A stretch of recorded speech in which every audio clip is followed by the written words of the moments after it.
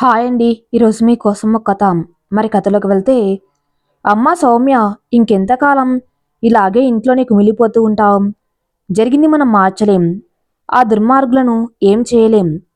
ఎందుకంటే నీ జీవితం నాశనం చేసిన అందరూ పలుకుబడి ఉన్న వాళ్ళ పిల్లలే.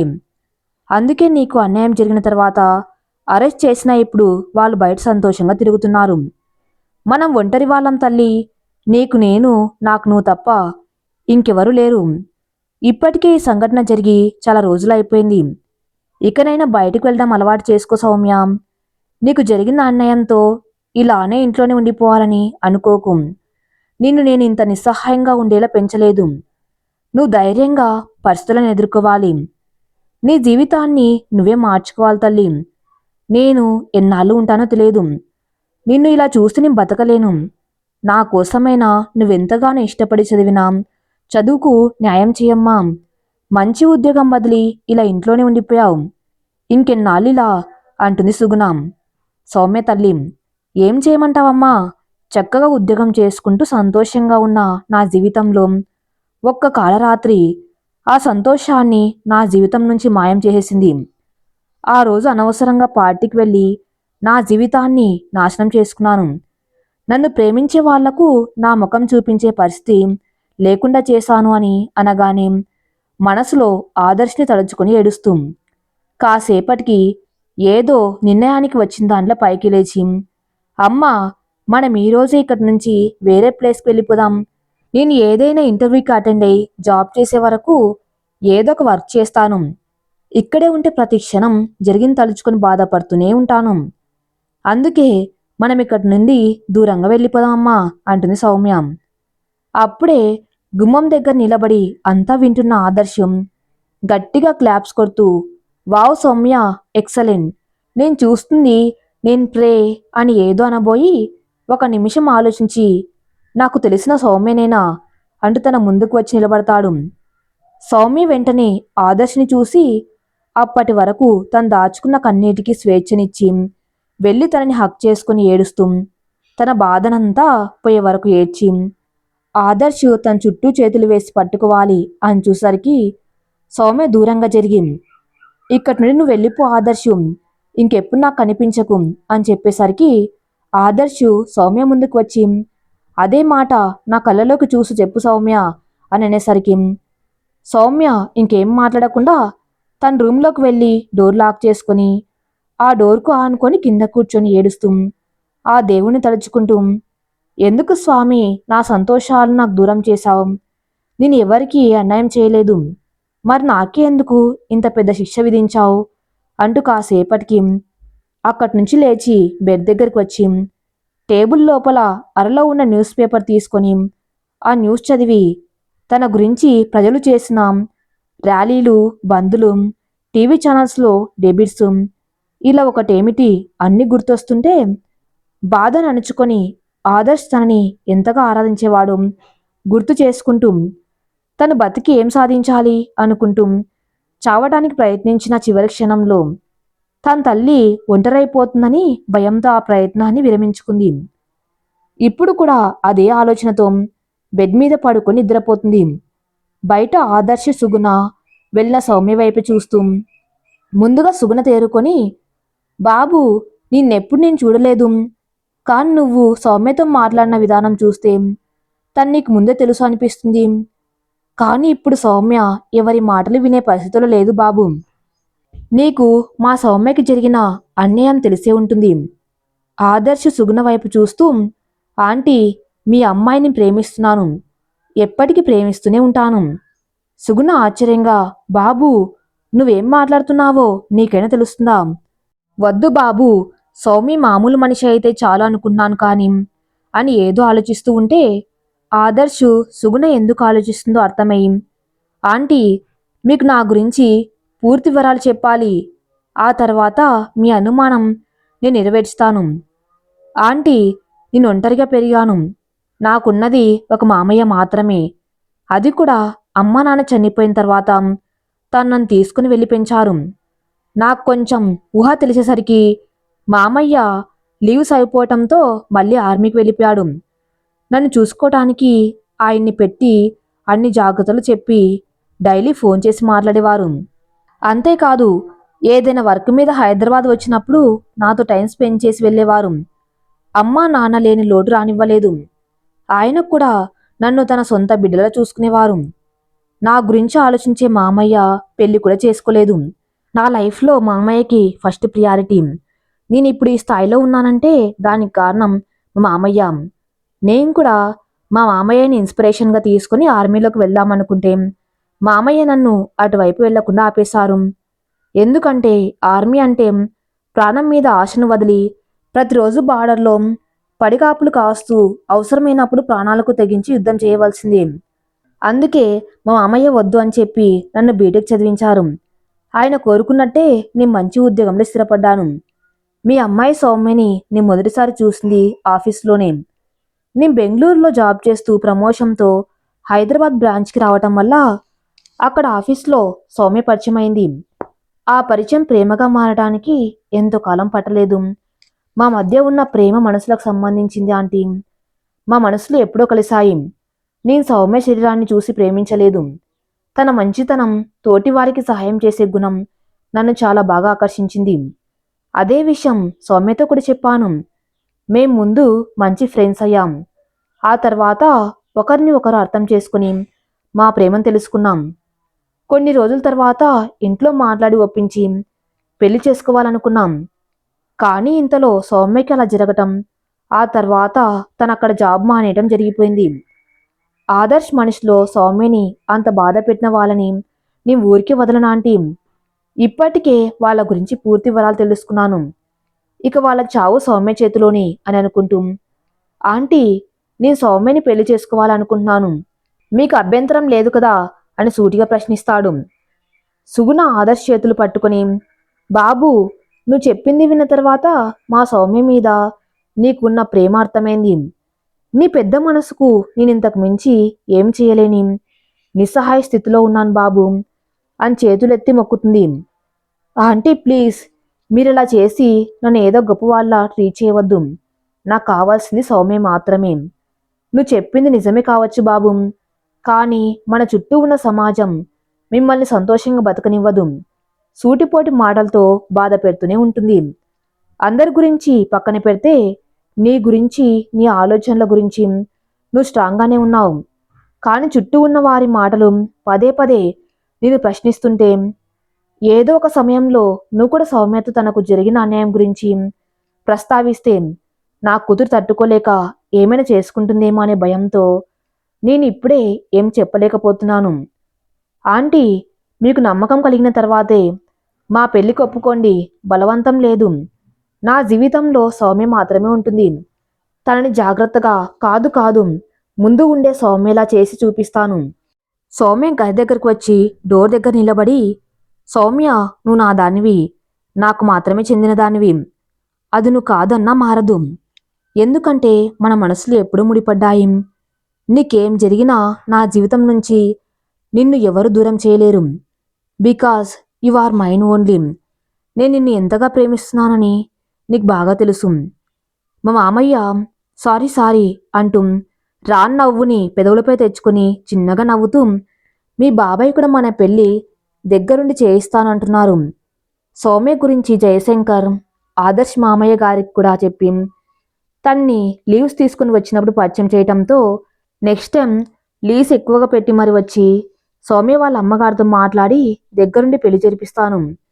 అప్పటి వరకు మీరు హ్యాపీగా ఎంజాయ్ చేయండి అని చెప్పి సౌమ్యతో, అమ్మ నేను మీ తండ్రి వయసు వాణ్ణి, నిన్ను చూస్తే నాకు చాలా సంతోషంగా ఉంది తల్లి అని తల నిమురుతూ నన్ను బాబాయ్ అని పిలువమని చెప్పడంతో సౌమ్య వెంటనే థ్యాంక్స్ బాబాయ్ గారు అని ఆయన ఆశీర్వాదం తీసుకుంటారు ఇద్దరు. వాళ్ళిద్దరిని పైకి లేపి వారి నుదుటిపై ముద్దు పెట్టుకుని, ఇక నుంచి ఆది బాధ్యత నీకు అప్పగిస్తున్నాను తల్లి, వాణ్ణి జాగ్రత్తగా చూసుకో అని చెప్పి ఆ రోజు వాళ్ళతో అక్కడి లంచ్ చేసి ఆయన పెట్టిన లీవ్స్ ఆ రోజుతో అయిపోవటంతో నెక్స్ట్ డే ఆయన డ్యూటీకి జమ్మూ కాశ్మీర్ దగ్గరగా ఉన్న ఆర్మీ హెడ్ ఆఫీస్కి వెళ్ళిపోయారు. ఇదంతా గదిలో డోర్ దగ్గర కింద కూర్చొని ఏడుస్తూ ఉన్న సౌమ్యకు గుర్తొచ్చి, సారీ బాబాయ్, మీరు నాకు ఇచ్చిన బాధ నేను నిర్వర్తించలేను. ఇప్పుడు నాకు ఆ అర్హత లేదు. నా జీవితంలో జరిగింది యాక్సిడెంటో వేరే ఏదో కాదు. ఆ దుర్మార్గులు నన్ను బతికున్న శివంలా మార్చేశారు. నా జీవితాన్ని నాశనం చేసి నన్ను రాయిలా మార్చేశారు అనుకుని బాధపడుతుంది. ఆదర్శ్కి తన ఏడుపు వినిపించింది. సౌమ్య, నిన్ను ఇంకొన్ని రోజుల్లో నీకీ బాధని దూరం చేయటానికి నేను ఒక నిర్ణయం తీసుకున్నాను అని మనసులో అనుకొని, ఆంటీ, నేను వెళ్ళొస్తాను. ఇది నా నెంబర్. సౌమ్య ఇక్కడి నుండి వెళ్ళిపోవాలని ఆలోచన చేసినా నాకు కాల్ చేయండి అని చెప్పి డోర్ దగ్గర నిలబడి, టేక్ కేర్ సౌమ్య, పిచ్చి పిచ్చి ఆలోచన చేయకుండా ప్రశాంతంగా ఉండు, నీకు నేను ఉన్నాను అని చెప్పి అక్కడి నుంచి బయటికి వస్తాడు. వెళ్తున్న ఆదర్శ్ తన మామయ్యకి కాల్ చేసి లిఫ్ట్ చెయ్యగానే కుశల ప్రశ్నలు అవగానే, మామయ్య, నేను మీకు సౌమ్యకి జరిగిన దారుణం గురించి మొత్తం చెప్పాను కదా, కానీ ఇప్పుడు నాకు సౌమ్య మళ్ళీ నార్మల్ అయి బయటకు రావాలంటే తనపై ఎవరైతే అఘాయిత్యం చేశారో వాళ్ళని తన చేతులతో చంపించాలనుకున్నాను. దానికి మీ హెల్ప్ కావాలి మామయ్య. ఆదర్శ్ సౌమ్య ఉన్న సిచ్యువేషన్లో ఇదంతా చేయాలంటే తనకే రిస్క్ అవుతుందేమో, ఒకసారి ఆలోచించరా? లేదు మామయ్య, సౌమ్యని నేను అలా చూడలేకపోతున్నాను. ఎవరో ఏదో అనుకుంటారని నాకు దూరంగా వెళ్ళిపోవాలని సిద్ధమైంది. కానీ నేను సౌమ్యని వదులుకోను మామయ్య.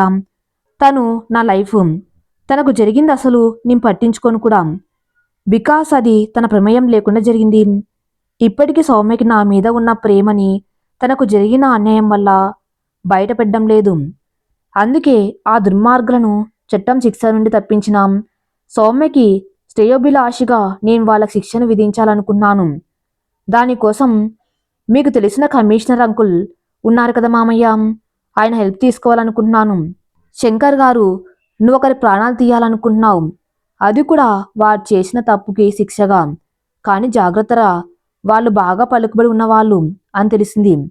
అలాంటి వాళ్ళు ఏదైనా చేయగలరు. కానీ ఇది ఒక ఆడపిల్ల భవిష్యత్తు గురించి, అందులోనూ సౌమ్యకి జరిగిన అన్యాయానికి నువ్వు చెయ్యాలి అనుకున్న దాన్ని సమర్థిస్తున్నాను. నేను నా ఫ్రెండ్తో మాట్లాడతాను, కానీ తను ఎంత సిన్సియర్ అయినా తన జాబ్ని దృష్టిలో పెట్టుకొని నీకు హెల్ప్ చేయాలి. అది నువ్వు మర్చిపోకూడదు. తన్ని ఎక్కువ ఇన్వాల్వ్ చేయకుండా ఉంటే మంచిది అని చెప్పి కాల్ కట్ చేస్తాడు. ఆదర్శ్ ఆలోచిస్తూ తన దగ్గర ఉన్న న్యూస్ పేపర్ కటింగ్ తీసుకొని ఆ ముగ్గురి ఫొటోస్ చూసి వాళ్ళ వివరాలు తెలుసుకొని పనిలో పనిగా వారి వీక్నెస్ ఏంటో కూడా తెలుసుకుంటాడు. సౌమ్యపై అత్యాచారం చేసింది ముగ్గురు వ్యక్తులు. ఒకడు బిజినెస్ మ్యాన్ కొడుకు, ఒకడు పొలిటీషియన్ కొడుకు, ఇంకొకడు సిటీ ఇన్స్పెక్టర్ కొడుకు. ముగ్గురు వీక్నెస్ ఒకటే, అమ్మాయి నచ్చితే ఆ అమ్మాయిని అనుభవించే వరకు వదలరు. ఇప్పటికే చాలామంది వీళ్ళ చేతిలో బలైన ఆ విషయాలు బయటికి రాకుండా పొలిటీషియన్ కొడుకు తన పవర్ని వాడి తెలివిగా అన్నిటినీ కేసు లేకుండా చేశాడు. ఇప్పుడు సౌమ్యని కూడా అలానే చేయాలనుకున్నాం. సాక్ష్యాలతో పట్టుబడేసరికి జైలుకు వెళ్ళక తప్పలేదు. కానీ వెళ్ళిన 10 రోజులకే బెయిల్పై వాళ్ళు బయటకు రావటం, ఆ కేసు దర్యాప్తు ఆగిపోవటం అన్నీ జరిగిపోయాయి. సౌమ్య చాలాసేపు ఆలోచించి ఒక నిర్ణయానికి వచ్చిన దాంట్లో పైకి లేచి డోర్ ఓపెన్ చేసి తన తల్లి దగ్గరకు వచ్చి అమ్మ అని పిలుస్తుంది. సుగుణ కూతుర్ని చూసి, సౌమ్య, అబ్బాయి విషయం నీతో మాట్లాడాలని నేనే అనుకుంటున్నాను. అంతగా చెప్తుంటే నువ్వు ఇంకా ఇలా ఉండటం బాగులేదురా. నా సౌమ్య చాలా ధైర్యం కలది. తన ప్రమేయం లేకుండా జరిగిన దానికి ఇలా తనలో తానే కుమిలిపోతూ ఉంటే ఎలా తల్లి? అమ్మా, నేను బాధపడేది నా జీవితాన్ని నాశనం చేసిన దుర్మార్గులకు శిక్ష పడకుండా చేయటానికి. నా మీద నేరం మోపి డబ్బు కోసం వాళ్ళ దగ్గరికి వెళ్ళినట్టు కోర్టులో అబద్ధపు సాక్ష్యం చూపించి నన్ను ఒక క్యారెక్టర్ లేని దాంట్లో నిలబెట్టారమ్మా.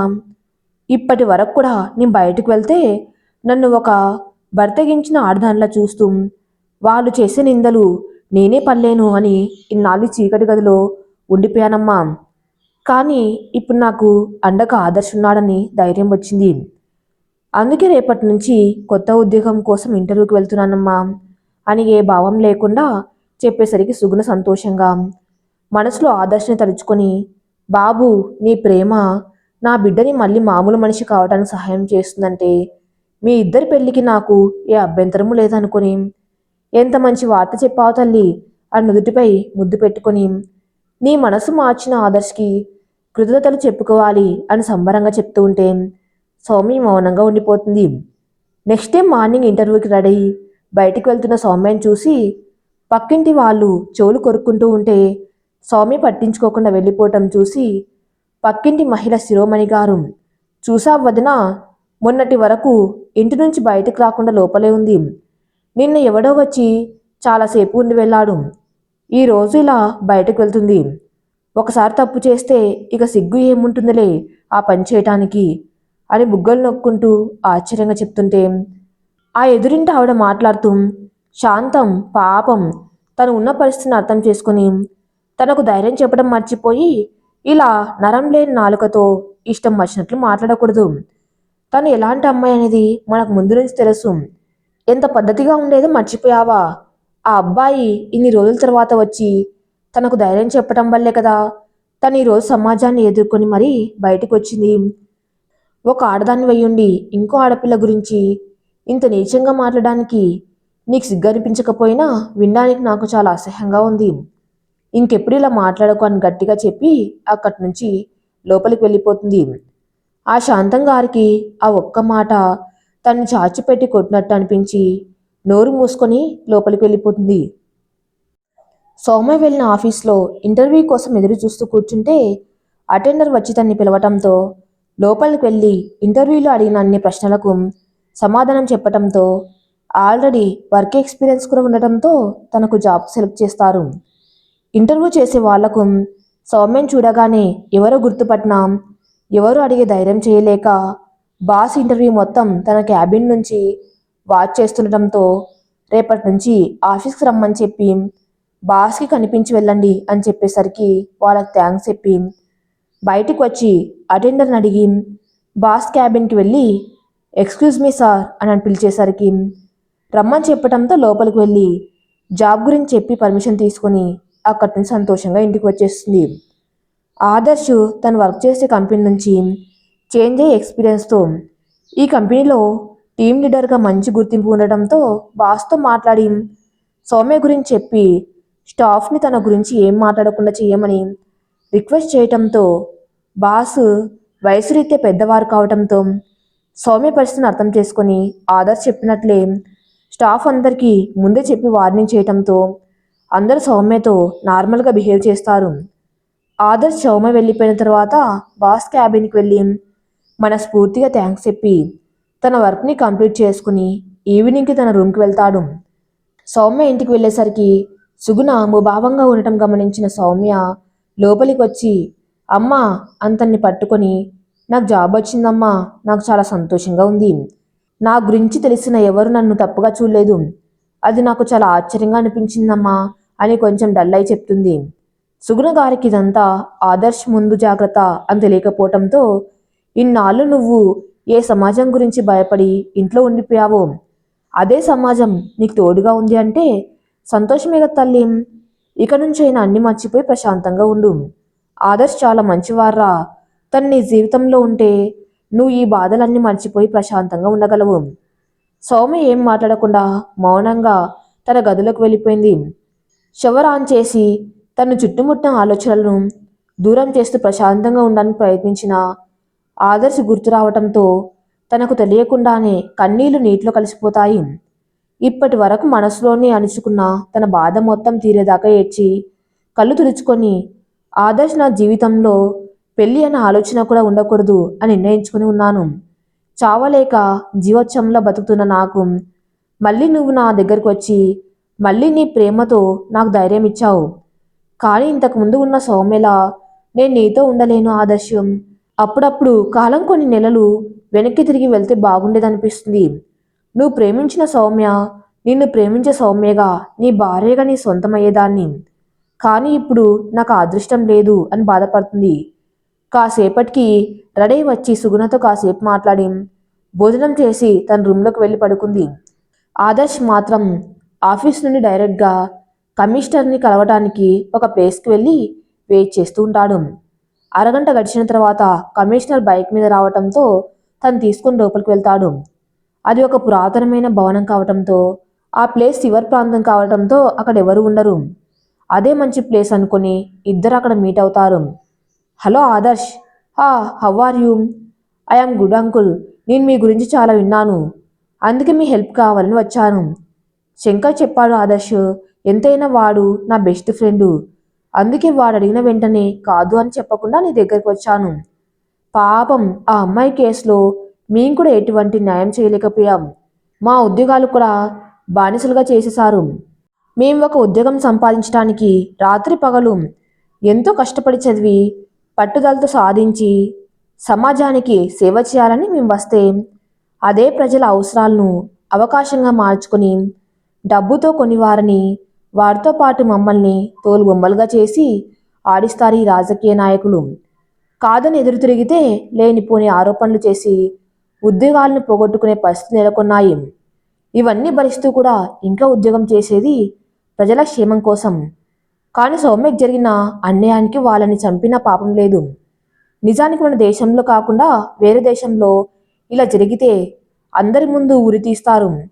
కానీ మన దేశంలో ఇలాంటి సంఘటనలో తప్పు చేసిన వాళ్ళు మార్పు రావడం కోసం శిక్షించడం ఏంటో. ఒకప్పుడు పోలీసు అంటే అందరు గౌరవంగా చూసేవారు. కానీ ప్రస్తుత కాలంలో ప్రజలు మమ్మల్ని చూస్తేనే తిట్టుకుంటున్నారు. అదంతా కూడా మేము చేసుకున్నదిలే అనగానే ఆదర్శ్ ప్రజల్లో మార్పు రావటం జరగదంకుల్. ముందు చట్టాల్లో మార్పు రావాలి. ఉన్న చట్టాలు పేరుకు మాత్రమే పనిచేస్తున్నాయి, న్యాయం చేయటానికి కాదని సౌమ్య విషయంలోనే అర్థమైంది సార్. అందుకే ఏ చట్టం ద్వారా సౌమ్యని దోషిని చేశారు అదే చట్టాన్ని ఉపయోగించి సౌమ్య నిర్దోషి అని ప్రూవ్ చేయాలంకుల్. దానికి మీరు నాకు అండగా ఉండాలి ప్లీజ్ అంకుల్ అని చేతులు పట్టుకునేసరికి ఆదర్శ్, నువ్వు తన్ని ఎంతగా ప్రేమిస్తున్నావో నీ మాటలోనే తెలుస్తుంది. సాధారణంగా చాలామంది వాళ్ళ అవసరాలను తీర్చుకోవడానికి ప్రేమ అనే ముసుగు వేసుకుంటున్నారు. అవసరం తీరాక విడిపోయి ఇంకొకరిని చేసుకుంటున్నారు. సొసైటీలో అలాంటి వాళ్ళని చూసి నిజమైన ప్రేమికులను కూడా అలానే చూస్తున్నారు.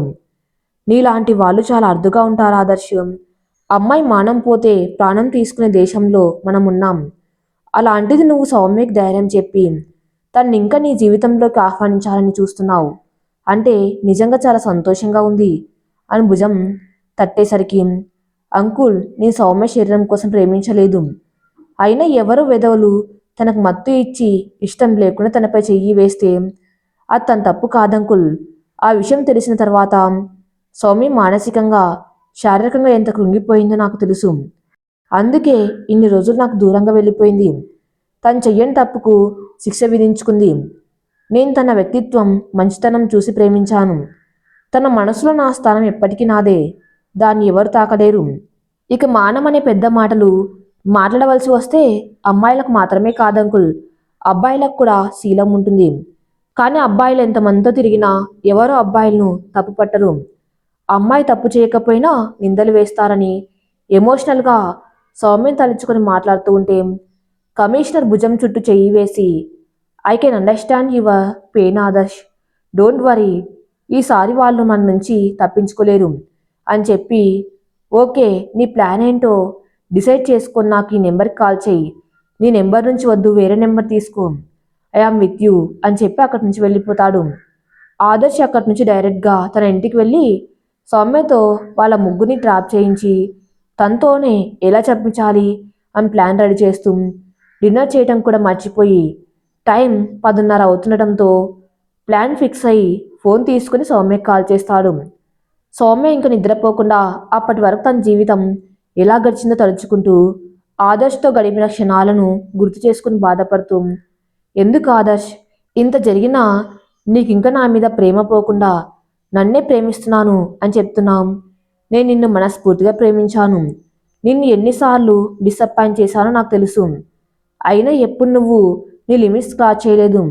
మన పెళ్లి జరిగిన తర్వాత నేనే నీ సొంతం అవ్వాలని, ఇదే నేను నీకిచ్చే గిఫ్ట్ అని చెప్పాలి అని చాలా కళ్ళు కనేదాన్ని. కానీ ఒక్క రోజులో నా జీవితం తలకిందులు చేసేశారు. అందుకే నీ కంటికి కనిపించి నిన్ను ఫేస్ చేయలేక రూమ్ ఖాళీ చేసి అమ్మ దగ్గర వచ్చేసాను. నా లక్ ఆ టైంలో నువ్వు ప్రాజెక్ట్ పని మీద యుఎస్ వెళ్ళడం వల్ల నీకు నా గురించి తెలియలేదు. నువ్వు ప్రాజెక్ట్ సక్సెస్ చేసి వచ్చేసరికి నేను రిజైన్ చేసి నీకు దూరంగా వచ్చేసాను.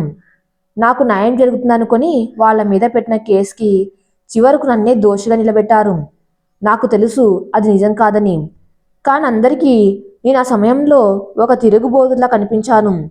నన్ను అలానే చూడడం మొదలుపెట్టారు. ఇవన్నీ భరించలేక ఇంట్లోనే ఉంటూ అటు అమ్మను బాధ పెడుతూ ఇటు నేను బాధపడేదాన్ని. చనిపోదాం అనుకునేసరికి నాకు అమ్మ గుర్తుకు వచ్చి ఆగిపోయేదాన్ని. ఆ తర్వాత పూర్తిగా రూమ్కి పరిమితం అయిపోయాను. మళ్ళీ నువ్వు నా కోసం వచ్చిన తర్వాతే నాకు ధైర్యం వచ్చింది అనుకుంటుంది. ఆదర్శ్ సౌమ్యకు కాల్ చేయటంతో సౌమ్య ఫోన్ తీసుకుని చూసి ఈ టైంలో ఆదర్శ్ కాల్ చేస్తున్నాడేంటి అనుకొని లిఫ్ట్ చేయాలా వద్దా అని చాలాసేపు ఆలోచించి చివరికి ఫోన్ లిఫ్ట్ చేసి హలో అని చాలా చిన్నగా అంటుంది. ఆదర్శ్, సౌమ్య ఫస్ట్ నా కాల్ లిఫ్ట్ చేసినందుకు థ్యాంక్స్. జాబ్ ఇంటర్వ్యూకి వెళ్ళామని ఆంటీ చెప్పారు, ఏమైంది? సౌమ్య చాలా నెమ్మదిగా సెలెక్ట్ అయ్యాను. రేపటి నుంచి ఆఫీస్కి వెళ్ళాలి. ఇదంతా అని ఇంకా ఏదో చెప్దామని అనుకునే లోపు ఆదర్శ్ వాయిస్లో మార్పు గమనించి సైలెంట్ అవుతుంది. సౌమ్య, నీకు జరిగినది మర్చిపోయి ఎప్పట్లా సంతోషంగా ఉండు. నీకు తోడుగా నేను ఉన్నాను. నీ బాధను తీర్చడానికి నేను చేయవలసినవి చాలా ఉన్నాయి. అవి కూడా నీతోనే చేయిస్తాను. నీ సంతోషానికి కారణమవుతాను అని చెప్పేసరికి సౌమ్యకి దుఃఖం ఆగదు. ఏడుస్తూనే కాలు కట్ చేస్తుంది. ఎందుకురా, నేను అంటే నీకింత ప్రేమ? నా శరీరం వేరొకరి చేతిలో మలినమైందని తెలిసిన తర్వాత కూడా నన్ను ప్రేమించటంలో ఏ మార్పు లేదు. నేను నీకు ఏం చేశానని బాధపడుతూ ఉంటే ఎదురుగా ఉన్న అద్దంలో తన రూపం నవ్వుతూ దర్శనం ఇస్తుంటే చూసిన వెంటనే ఆశ్చర్యపోయినా కాసేపటి తేరుకొని అద్దాన్ని చేతి తరుముతూ ఎవరు నువ్వు, అచ్చం నాలానే ఉన్నావు అని అమాయకంగా అడుగుతుంది. నేను నీ అంతరాత్మని. నీ మనసులో మెదిలే ప్రశ్నలకు సమాధానం చెప్పాలని నీ ముందుకు వచ్చాను. అది సరే, కానీ ఆదర్శ్ నిన్ను అంతగా ప్రేమిస్తుంటే తన్నెందుకు కాదంటున్నావు? అయినా నీకు జరిగింది మర్చిపోవటం అంత తేలిక కాదు. కానీ ఆదర్శ్ చూపించే స్వచ్ఛమైన ప్రేమతో నువ్వు నీకు జరిగిన అన్యాయాన్ని మర్చిపోవడానికి ప్రయత్నించు. ఖచ్చితంగా నీ మనసు మారుతుందని చెప్పి అక్కడి నుంచి మాయమైపోతుంది. సౌమ్య అంతరాత్మ చెప్పింది మైండ్లో రన్ అవుతూ ఉంటే, నిజమే, ఆదర్శ్ నన్ను ప్రాణంగా ప్రేమించాడు.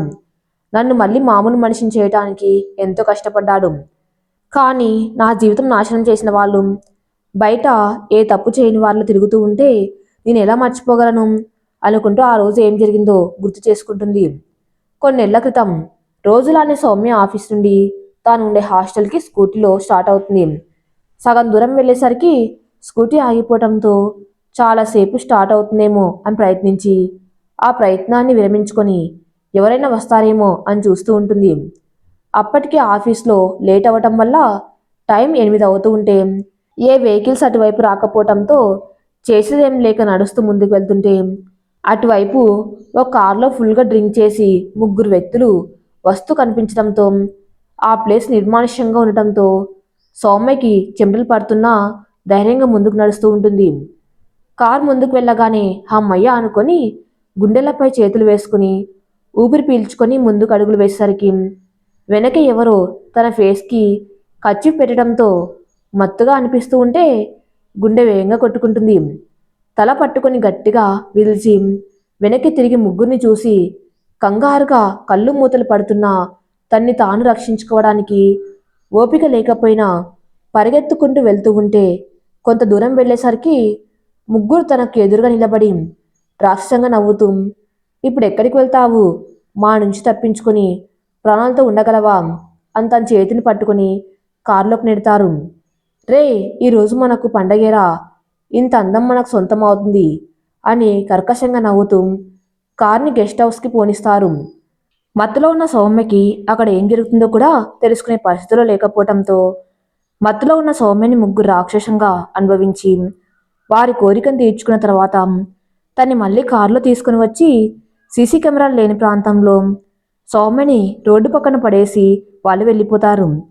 ఉదయం కావటంతో అటువైపు వెళ్లే వాళ్ళు సౌమ్యని చూసి తన ఒంటి మీద గాయాలను చూసి అంబులెన్స్కి కాల్ చేసి హాస్పిటల్లో చేర్పించారు. డాక్టర్ పోలీస్ కంప్లైంట్ ఇవ్వటంతో సౌమ్యపై అత్యాచారం చేశారని టెస్ట్ చేసి చెప్పటంతో సౌమ్య స్పృహలోకి ఎప్పుడు వస్తుందో అని ఎదురు చూస్తూ ఉంటారు.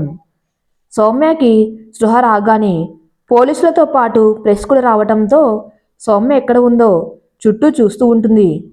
స్పృహలోకి వచ్చిన సౌమ్య చుట్టూ చూస్తూ తను హాస్పిటల్లో ఉన్నట్లు తెలుస్తుంటే తనకు జరిగింది అర్థమై అంత నీరసంలోనూ గట్టిగా అరుస్తూ ఏడుస్తుంటే అక్కడ ఉన్న వారందరికీ కూడా బాధ కలుగుతుంది. ఈ అమ్మాయికి ఇలా జరగకూడదు అని అందరూ అనుకునే పరిస్థితి సౌమ్యకి వచ్చినందుకు తనకు న్యాయం చేయటానికి పోలీసులు తనకు జరిగింది ఎంతవరకు గుర్తుందో చెప్పమండంతో సౌమ్యకి ఆ ముగ్గురి ముఖాలు గుర్తొచ్చి పోలీసులతో, సార్, వాళ్ళలో ఒకడు మీ డిపార్ట్మెంట్లో పనిచేసే ఆఫీసర్ కొడుకు అని వాడి గురించి చెప్పడంతో ఎంత డిపార్ట్మెంట్ అయినా ఇలాంటి కేసులో ఎవరు ఏం చేయలేరు కాబట్టి కేసు ఫైల్ చేసి ఆఫీసర్ కొడుకుతో పాటు తన ఫ్రెండ్స్ని కూడా అరెస్ట్ చేసి ఇన్వెస్టిగేషన్ చేసి కోర్టులో సాక్ష్యాలు తారుమారు చేసి వాళ్ళు ఏ తప్పు చేయలేదు, తప్పు అంతా సౌమ్యదే అని చెప్పి తనని వార్న్ చేసి కేసు క్లోజ్ చేశారు. ఆ ముగ్గురు కోర్టు బయట సౌమ్యతో, చూసావా, నీ మాట కంటే మా పవర్కి వాల్యూ ఉంది, ఇంకా నువ్వు ఎక్కడికి వెళ్ళినా నిన్ను ఒక ప్రోస్టిట్యూట్గా చూస్తారు, ఏ మాట కామాట చెప్పాలంటే నీతో ఎంజాయ్మెంట్ మామూలుగా లేదు, మళ్ళీ మళ్ళీ నీతో ఉండాలనిపిస్తుంది అని అంటూ ఉంటే సౌమ్య మాటలు వినలేక చెవులు మూసుకొని వెనక ఉన్న తల్లి ఏడుస్తూ, అమ్మ సౌమ్య, పద వెళ్దాం అంతని తీసుకువెళ్తుంటే వెనక నుండి bye baby, miss your touch అని నవ్వుతూ కారులో వెళ్ళిపోతారు. అక్కడ ఉన్న పోలీసులు నిజం తెలిసినా ఏం చేయలేని పరిస్థితిలో సౌమ్యని చూసి పాపం అనుకోవటం తప్ప ఇంకేం చేయలేరు. అలా ఇంటికి వచ్చిన సౌమ్య ఆ తర్వాత ఇంటి నుంచి బయటికి వెళ్లకుండా రూమ్లోనే ఉండిపోయింది. సుగుణ గారి కొన్ని రోజులు బాధపడినా మన కర్మఫలం అనుకొని సౌమ్యకి తోడుగా తన్ని జాగ్రత్తగా చూసుకుంటూ ఉండిపోయారు. ఆదర్శ్ యుఎస్లో ఉండగా సౌమ్యకి ఎన్నిసార్లు కాల్ చేసినా నెంబర్ పంచకపోవటంతో యుఎస్లో ప్రాజెక్ట్ నుంచి సక్సెస్ఫుల్గా కంప్లీట్ చేసుకుని హైదరాబాద్ వచ్చిన తర్వాత సౌమ్య ఆఫీస్లో రిజైన్ చేసి వెళ్ళిపోయిందని తనకు జరిగిన అన్యాయమంతా స్టాఫ్ చెప్పటంతో కొన్ని క్షణాలు ఆదర్శ్ మౌనంగా ఉండిపోతాడు. తర్వాత సౌమ్య ఉండే హాస్టల్కి వెళ్ళి అడిగేసరికి హాస్టల్ ఖాళీ చేసిందని చెప్పటంతో పిచ్చి పట్టిన వాళ్ళ రోడ్ల వెంట సౌమ్య కోసం వెతుకుతూ చాలా రోజులు ఆఫీస్కి వెళ్ళేవాడు కాదు. సౌమ్య డీటెయిల్స్ ఏవి ఆదర్శ్కి తెలియదు, తెలుసుకునే అవసరం ఇన్ని రోజులు రాలేదు.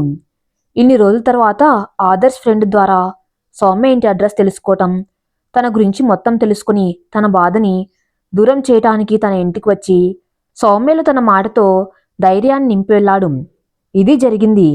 ప్రస్తుతం తర్వాత రోజు ఉదయాన్నే లేచి రెడీ సుగుణ గారికి కూడా బ్రేక్ఫాస్ట్ లంచ్ రెడీ చేసేసి తను బాక్స్లో పెట్టుకుని సుగుణ గారితో కలిసి బ్రేక్ఫాస్ట్ చేస్తుంటే సుగుణ గారికి సంతోషంతో వస్తున్న కన్నీళ్లను తుడుచుకుని తినడం పూర్తి చేసేసరికి, సౌమ్య, అమ్మ, నేను ఆఫీస్కి వెళ్తున్నాను, నువ్వు జాగ్రత్తగా ఉండు, లంచ్ కూడా ప్రిపేర్ చేసేసాను అని బయటికి వస్తుంటే, అమ్మ సౌమ్య, ఎలా వెళ్తావు అని అడిగేసరికి, బస్సులో వెళ్తానమ్మా, కంగారు పడకు, నాకేం కాదు, ఒకవేళ అలాంటి పరిస్థితి వస్తే ఈసారి నా ప్రాణం పోయే ముందు వాళ్ళ ప్రాణాలు తీసి నుంచి వస్తాను అని చెప్పేసరికి సౌమ్య నోటిపై చెయ్యి అడ్డు పెట్టి ఏదో చెప్పబోతుంటే ఆదర్శ్ అక్కడికి వచ్చి క్లాప్స్ కొడుతూ, నా సౌమ్య ఎప్పుడు ఇలానే ధైర్యంగా ఉండాలి అని చెప్పి, ఆంటీ, సౌమ్య గురించి మీరేం టెన్షన్ పడకండి, రోజు సౌమ్యని నేను తీసుకుని వెళ్ళి ఇంటికి తీసుకుని వస్తాను, సరేనా?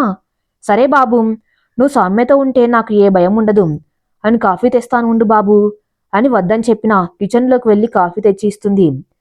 కాఫీ తాగి జాగ్రత్తగా ఉండండి ఆంటీ అని చెప్పి సౌమ్య చేతిని పట్టుకుని కార్ డోర్ ఓపెన్ చేసి కూర్చోబెట్టి తను కూడా కూర్చొని సుగుణ గారికి చెప్పి కార్ స్టార్ట్ చేసి 45 నిమిషాల తర్వాత ఆఫీస్ దగ్గర ఆపుతాడు. సౌమ్య ఆఫీస్కి వెళ్లే వరకు మౌనంగానే ఉంటుంది. ఆదర్శ్ కూడా తను డిస్టర్బ్ చేయడు. ఆఫీస్కి రీచ్ అవ్వగానే సౌమ్య దిగిన తర్వాత కార్ పార్క్ చేసి వస్తాడు. ఇక్కడే వెయిట్ చేయి అని చెప్పి కార్ పార్క్ చేసి వచ్చి, పద సౌమ్య అని ముందుకు నడుస్తుంటే ఆదర్శ్ అని పిలవటంతో చాలా రోజుల తర్వాత తన పేరు సౌమ్య నోటి నుండి రావటంతో వెనక్కి తిరిగి చూస్తాడు. ఆదర్శ్, నువ్వు నా గురించి ఆలోచించి నీ ఫ్యూచర్ స్పాయిల్ చేసుకోకు, నన్ను సేఫ్గా ఇక్కడ డ్రాప్ చేసావు కదా, నేను వెళ్తాను, నువ్వు ఆఫీస్కి వెళ్ళు అని చెప్పేసరికి ఆదర్శ్ నవ్వుతూ, నా గురించి ఇంతగా ఆలోచించే నువ్వు నాకు దూరంగా ఇన్ని రోజులు ఎలా ఉన్నావు సౌమ్య అని మనసులో అనుకొని, నేను కూడా ఈ ఆఫీస్లోనే వర్క్ చేస్తున్నాను అని చెప్పి రాని ముందుకు వెళ్తాడు. సౌమ్య ఆశ్చర్యంగా, ఈ ఆఫీస్లోనా, అంటే నాకు జాబ్ వచ్చేలా చేసింది ఆదర్శేనా అని ఆలోచిస్తూనే ఆఫీస్లోకి వెళ్తుంది. ఆదర్శ్ సౌమ్య కోసం లిఫ్ట్ దగ్గర వెయిట్ చేస్తూ ఉంటే సౌమ్య వెళ్ళేసరికి, రా సౌమ్య అని లిఫ్ట్లోకి వెళ్ళి ఫోన్ నెంబర్ 6 ప్రెస్ చేసి ఒక 5 నిమిషాల తర్వాత డోర్ ఓపెన్ అవ్వగానే సౌమ్యకి తన వర్క్ చేయవలసిన ప్లేస్ చూపించి తన క్యాబిన్కి వెళ్ళిపోతాడు. అక్కడే ఉంటే సౌమ్య ఏమైనా అడుగుతుందనుకుని అక్కడి నుంచి వెళ్ళిపోతాడు. సౌమ్య ఆలోచనలను పక్కన పెట్టి వర్క్ స్టార్ట్ చేస్తుంది. లంచ్ టైంలో తన పక్కన ఉన్న శ్రావ్య సౌమ్యకి త్వరగానే ఫ్రెండ్ అవ్వటంతో తనతో పాటు లంచ్ చేయడానికి వెళ్తుంది. లంచ్ చేసి కాసేపు మాట్లాడుకొని మళ్ళీ వర్క్లో బిజీగా ఈవినింగ్ వర్క్ గడిపి ఆఫీస్ టైం అయిపోయి అందరు ఇంటికి వెళ్తుంటే సౌమ్య కూడా శ్రావ్యతో పాటు బయటకు వచ్చి ఆదర్శ్ కోసం వెతుకుతూ ఉంటుంది. అప్పుడే ఆదర్శ్ ఎవరో ఒక అమ్మాయితో నవ్వుతూ మాట్లాడుతూ రావటం చూసి ఒక్క క్షణం తన మెదడు మొద్దుబారిపోయింది. కానీ ఆదర్శ్ గురించి తప్పుగా ఆలోచించడం కూడా ఇష్టం లేక ఆ అమ్మాయి ఫ్రెండ్ అయి ఉంటుంది అని సర్ది చెప్పుకొని, అయినా నేనెందుకు ఇలా ఆదర్శ్ గురించి ఆలోచిస్తూ ఉన్నాను అని తనను తానే తిట్టుకొని చూస్తూ ఉండగానే ఆదర్శ్ ఆ అమ్మాయిని సౌమ్య దగ్గర తీసుకువచ్చి సౌమ్య అని పిలుస్తాడు. సౌమ్య వాళ్ళ వైపు చూస్తుంటే సౌమ్య తన సిస్టర్ వేరే బ్రాంచ్ నుంచి ఈరోజు మన ఆఫీస్లో జాయిన్ అయ్యింది అని చెప్పి శాన్వి తన సౌమ్య నీకు కాబోయే వదన అని చెప్పేసరికి సౌమ్యకి అలా పరిచయం చేయటం మనసుకు చాలా సంతోషంగా ఉన్నాం. వాస్తవంలో అది జరగదని సైలెంట్గా ఉండిపోయింది. శాన్వి హో వదినా యు ఆర్ లుకింగ్ బ్యూటిఫుల్ అని హక్ చేసుకొని ఓకే నేను వెళ్తాను అని చెప్పి వెళ్తుంటే మాతో పాటు రా శాన్వి అని పిలిచేసరికి నేను ఫ్రెండ్స్తో వచ్చాను, వాళ్ళ ఇంట్లోనే ఉంటున్నాను, వాళ్ళు మాకు రిలేటివ్సే, నెక్స్ట్ టైం జాయిన్ అవుతాను, మీరు వెళ్ళండి అని చెప్పి అక్కడి నుంచి వెళ్ళిపోతుంది. సౌమ్య తన గురించి ఆదర్శ్ని ఏమడగదు. కానీ ఆదర్శ్ శాన్వి గురించి చెప్పాలని సౌమ్య తను అని చెప్తుంటే సౌమ్య చెయ్యి ఆపమన్నట్లు చూపించి వద్దు ఆదర్శ్ నాకెవరి గురించి తెలుసుకోవాల్సిన అవసరం లేదు అని చెప్పి విండో నుంచి డోర్ వైపు చూస్తూ ఉంటుంది. కానీ ఆదర్శ్ ఊరుకుంటాడా? తను బెంగళూరులో వర్క్ చేస్తున్నప్పుడు తనకు ఫ్రెండ్ అయిన కిషోర్ చెల్లెలు శాన్వి అని తను వాళ్ళ ఇంట్లోనే ఉండేవానని చెప్పటంతో సౌమ్య చిన్నగా నవ్వుకుంటుంది. అలా ఇంటికి వచ్చేయటంతో సౌమ్య లోపలికి వెళ్లే వరకు ఉండి ఆదర్శ్ కూడా తన రూమ్కి వెళ్ళిపోతాడు. అలా ఒక వారం రోజులు గడిచిపోతాయి. సౌమ్యలో కూడా ఆదర్శ్ వల్ల మార్పు కనిపించడంతో సుగుణ గారు సంతోషపడతారు. ఒకరోజు ఆదర్శ్ కమిషనర్కి కాల్ చేసి అంకుల్ సమీర్ సౌరభ్ నరేన్ ముగ్గురికి స్పాట్ ఫిక్స్ చేశాను. ఏ ప్లేస్లో అయితే సౌమ్యని కిడ్నాప్ చేశారో అదే ప్లేస్లో సౌమ్య చేతులతోనే వాళ్ళని చంపేలా చేస్తాను. అవతల వైపు నుంచి కమిషనర్ జాగ్రత్త ఆదర్శ్ మనం చాలా రిస్క్ చేస్తున్నాం.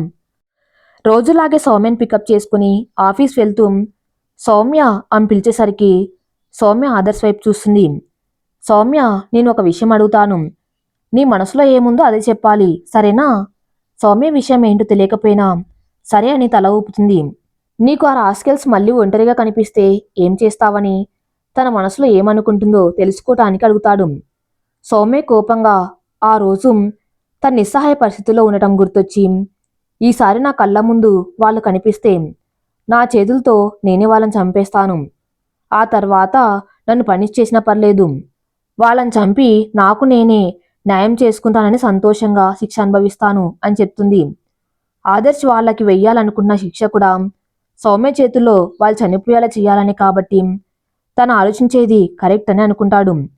ఆ రోజు ఆఫీస్కి వెళ్ళి ఈవినింగ్ కొంచెం ఆలస్యంగా ఆఫీస్ నుండి స్టార్ట్ అవుతాడు. ఆ రోజు ఆదర్శ్ ముందే ప్లాన్ చేయటంతో సౌమ్యకి డౌట్ రాలేదు.